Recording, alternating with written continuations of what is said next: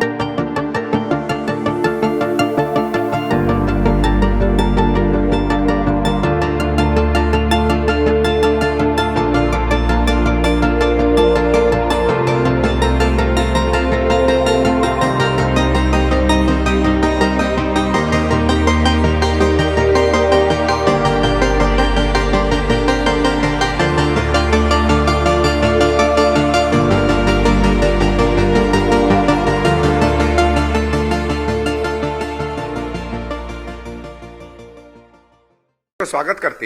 ये बेल तो बल्कि पहले हो जानी चाहिए थी। मेरे हिसाब से तो जो भी ईडी के केसों में फंसे हैं, थोड़ा समय ठीक है, आपको इन्वेस्टिगेशन के लिए चाहिए, कोई औचित्य नहीं बनता लोगों को इतने समय जेल डालने का। इन्हीं का केस नहीं और सबके तमाम केस भी हैं, तो स्वागत की बात है कि ये बेल मिली है।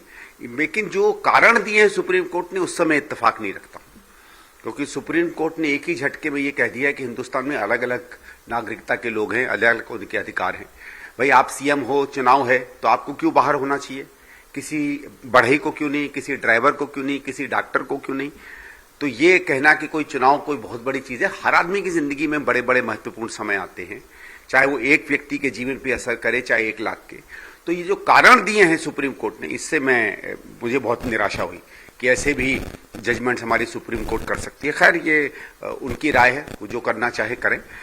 वैसे स्वागत योग्य बात है, और इससे इंडिया अलायंस का जो कैंपेन बहुत अच्छी तरह से दिल्ली में चल रहा है, उसको भी मदद मिलेगी, क्योंकि एक व्यक्ति जो हमारे स्टार कैंपेनर्स में है, वो जमीन पर उतर के लोगों से बातचीत करेगा। बीजेपी का ये कहना कि ये सिर्फ इंटरिम बेल है, इससे ये साबित नहीं होता कि आप फ्री हो गए मामले से। ये ठीक बात है, ये बात ठीक है। वो बात तो ऐसे भी वो दोषी हैं कि नहीं है, ये कोई इन्वेस्टिगेशन नहीं तय करती है। जब केस होगा, केस में दलील होंगी, उसके बाद कोर्ट तय करेगा कि ये दोषी है कि नहीं दोषी है।